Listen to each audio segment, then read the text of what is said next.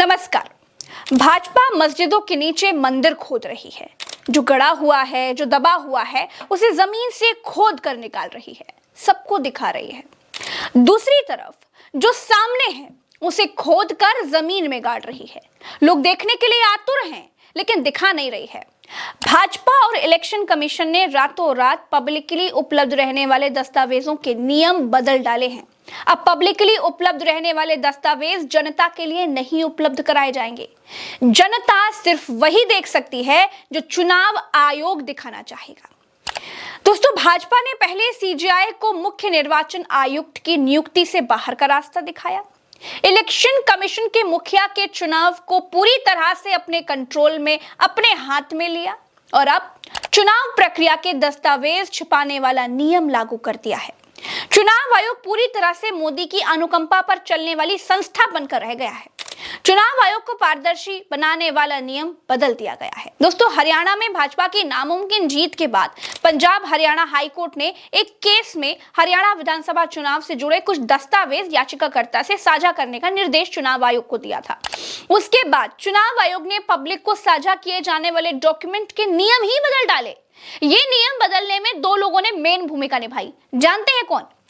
पहले तो मोदी जी के मंत्री अर्जुन राम मेघवाल और मुख्य निर्वाचन आयुक्त राजीव कुमार। ऐसा क्या है हरियाणा विधानसभा चुनाव की चुनाव प्रक्रिया में जिसे चुनाव आयोग और भाजपा छिपाना चाहते हैं? जो छिपा है उसे खोदा जा रहा है और जो दिखाने के लिए कहा जा रहा है उसे छिपाया जा रहा है। यह है अमृतकाल। दोस्तों, चुनाव आयोग ने मोदी के कानून मंत्रालय से चुनाव प्रक्रिया से जुड़े दस्तावेज दिखाने वाले नियम बदलने के लिए कहा और नियम बदल भी दिए गए। मोदी के मंत्री ने 20 दिसंबर को the conduct of election rule 1961 के नियम 93(2)(a) को बदल दिया है। ये नियम 93 कहता था कि चुनाव से जुड़े सभी दस्तावेज पब्लिकली उपलब्ध रहेंगे।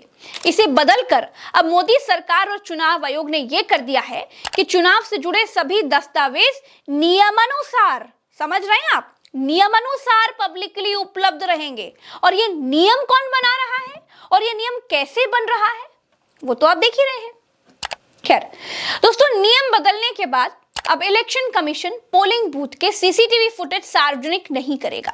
यानी पोलिंग बूथ के सीसीटीवी अब कोई भी नहीं देख पाएगा।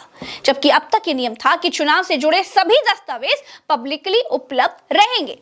अगर किसी को चुनाव आयोग की मंशा पर शक है, अगर कोई ये समझता है कि चुनाव आयोग बेईमानी कर रहा है, अगर कोई चुनाव आयोग को मोदी का गुलाम, भाजपा का नौकर समझ रहा है, तो उसे चुनाव से जुड़े दस्तावेज देखने से आखिर क्यों रोका जा रहा है? नियम बदलकर चुनाव आयोग ने लोगों के शक को और गहरा कर दिया है। कोर्ट ऑर्डर दे रहा है कि चुनाव से जुड़े दस्तावेज अब दिखाइए। तो चुनाव आयोग के पेट में क्यों दर्द हो रहा है? चुनाव आयोग के एक इशारे पर मोदी का कानून मंत्रालय ने चुटकी में नियम क्यों बदल दिया? क्या छिपाया जा रहा है भाई? जब चुनाव प्रक्रिया पारदर्शी है तो पब्लिकली उपलब्ध रहने वाले दस्तावेजों के नियम क्यों बदल डाले गए, वो भी रातों रात? जब हमारी चुनाव प्रणाली बिल्कुल निष्पक्ष है तो फिर चुनाव से जुड़े दस्तावेज दिखाने में आखिर क्या दिक्कत है? चुनाव आयोग कोर्ट के कहने पर सीसीटीवी वाले दस्तावेज दिखाने को तैयार नहीं है। इसका मतलब है दाल में कुछ तो काला है।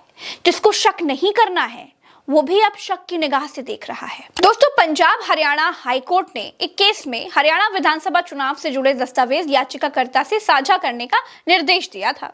इसलिए सीसीटीवी फुटेज को भी नियम 93(2) के तहत दस्तावेज माना गया था। अब चुनाव आयोग ने कहा है कि इस नियम में इलेक्ट्रॉनिक रिकॉर्ड शामिल नहीं है। इस अस्पष्टता को दूर करने के लिए नियम में बदलाव किया गया है। चुनाव आयोग से पूछा गया कि भैया आपने ऐसा क्यों किया? तो चुनाव आयोग बचकाना जवाब देते हुए कहता है कि ये सुरक्षा कारणों से कदम उठाया गया है। अब सवाल उठता है, किसकी सुरक्षा? क्या उनकी सुरक्षा जिनकी लोग समझ रहे हैं? क्योंकि चुनाव आयोग के सारे कदम उनकी सुरक्षा के लिए ही होते हैं। इलेक्शन कमीशन कहता है कि नामांकन फॉर्म, चुनाव एजेंटों की नियुक्ति, चुनाव रिजल्ट और इलेक्शन अकाउंट स्टेटमेंट जैसे दस्तावेजों का उल्लेख कंडक्ट ऑफ इलेक्शन रूल में किया गया है। आचार संहिता के दौरान उम्मीदवारों की सीसीटीवी फुटेज, वेबकास्टिंग फुटेज और वीडियो रिकॉर्डिंग जैसे इलेक्ट्रॉनिक दस्तावेज इसके दायरे में नहीं आते हैं। दोस्तों, जब पोलिंग स्टेशन की सीसीटीवी कवरेज ट्रांसपेरेंसी लाने के लिए होती है तो फिर इलेक्शन कमीशन को यह डेटा पब्लिक को दिखाने में दिक्कत क्या है? अब ऐसा भी नहीं है कि राजीव कुमार को सीसीटीवी फुटेज हाथ में लेकर के घूमनी है। भाई वेबसाइट पर दीन दुनिया में कहीं भी किसी को भी शक होगा तो देख लेगा। जब अदालत की कार्रवाइयां लाइव हो सकती हैं, वीडियोस बन सकते हैं, तो फिर चुनाव आयोग को सीसीटीवी फुटेज दिखाने में क्या दिक्कत है भाई? ऐसी कौन सी पोल पट्टी खुलने का डर है चुनाव आयोग को? दोस्तों, कांग्रेस ने इस बदलाव पर आपत्ति जताई है। कांग्रेस का कहना है कि इससे चुनाव की निष्पक्षता प्रभावित होगी। कांग्रेस ने चुनाव आयोग के नए नियमों को कोर्ट में चुनौती देने का फैसला भी किया है। कांग्रेस के नेता जयराम रमेश ने कहा है, हाल के दिनों में भारत के चुनाव आयोग द्वारा मैनेज किए जाने वाली चुनाव प्रक्रिया में तेजी से कम होती सत्यनिष्ठा से संबंधित हमारे दावों का जो सबसे स्पष्ट प्रमाण सामने आया है वो यही है। पारदर्शिता और खुलापन भ्रष्टाचार और अनैतिक कार्यों को उजागर करने और उन्हें खत्म करने में सबसे अधिक मददगार होते हैं और जानकारी इस प्रक्रिया में विश्वास बहाल करती है। पंजाब और हरियाणा उच्च न्यायालय ने इस तर्क पर सहमति व्यक्त करते हुए चुनाव आयोग को सभी जानकारी साझा करने का निर्देश दिया। ऐसा जनता के साथ करना कानूनी रूप से आवश्यक भी है, लेकिन चुनाव आयोग फैसले का अनुपालन करने के बजाय जो साझा किया जा सकता है उसकी लिस्ट को कम करने के लिए कानून में संशोधन करने में जल्दबाजी करता है। चुनाव आयोग पारदर्शिता से इतना डरता क्यों है? आयोग के इस कदम को जल्द ही कानूनी चुनौती दी जाएगी। दोस्तों, ये तो हुई चुनावी दस्तावेज दिखाने से घबराए चुनाव आयोग के नियम बदलने की कहानी। एक और बड़ा कांड चुनाव आयोग करके बैठ गया है, उसका भी जवाब चुनाव आयोग के पास नहीं है। चुनाव आयोग लोकसभा चुनाव का फाइनल डेटा देने में भी आनाकानी कर रहा है। चुनाव आयोग से आरटीआई दायर करके पूछा गया कि 7 चरणों में हुए चुनावों के शुरुआती और आखिरी आंकड़े दिखा दीजिए, तो चुनाव खत्म हो जाने के इतने महीने के बाद भी चुनाव आयोग कहता है कि उनके पास डेटा मौजूद ही नहीं है। चुनाव आयोग के जवाब पर अपर सचिव एवं केंद्रीय जन सूचना अधिकारी शिल्पी श्रीवास्तव का हस्ताक्षर है। द वायर में छपी खबर के मुताबिक उनसे पूछा गया कि परिणाम घोषित होने के 6 महीने के बाद भी आयोग के पास सही और अंतिम आंकड़े आखिर क्यों नहीं है? तो शिल्पी श्रीवास्तव ने कहा, पूरे देश से डेटा मांगना पड़ता है, फिर हम उसे संकलित करते हैं, इसमें समय लगता है। शिल्पी श्रीवास्तव ने कहा कि जब आंकड़े मांगे गए थे तब वे उपलब्ध नहीं थे। आप अपील दायर करके देख लीजिए, आंकड़े उपलब्ध होंगे तो मिल जाएंगे। लेकिन 24 अक्टूबर को अपील दायर हो चुकी है। एक अपील का जवाब 30 दिन के भीतर देने का प्रावधान है, लेकिन उसका जवाब अब तक यानी दिसंबर तक नहीं आया है। अगर अभी भी आंकड़ों की जांच और सत्यापन का काम ही चल रहा है तो परिणाम किस आधार पर घोषित कर दिया गया? क्या परिणाम भी अनुमानित है? बदल सकता है। चुनाव प्रक्रिया पर नजर रखने वाले गैर सरकारी संगठन एसोसिएशन फॉर डेमोक्रेटिक रिफॉर्म्स यानी कि एडीआर ने कहा कि यह देरी लोकतंत्र का उल्लंघन है।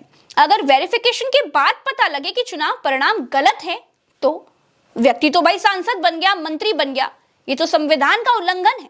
चुनाव आयोग ने परिणाम घोषित कर दिया अपने ही डेटा को वेरीफाई किए बिना। क्या आपको अपने डेटा पर विश्वास नहीं है? अगर विश्वास है तो आप उसको वेरीफाई क्यों नहीं कर रहे हैं? दोस्तों, चुनाव आयोग सवालों के घेरे में इससे पहले कभी नहीं आया था।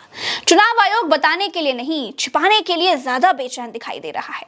एक तरफ भारत में हजारों साल पुरानी इमारतें खोदने की लहर चल रही है, दूसरी तरफ चुनाव आयोग आंकड़े और डेटा नियम बदलकर दफनाता जा रहा है। दोस्तों, इस वीडियो में इतना ही। चलते हैं। राम राम, दुआ सलाम, जय हिंद। चैनल को सब्सक्राइब जरूर कीजिएगा।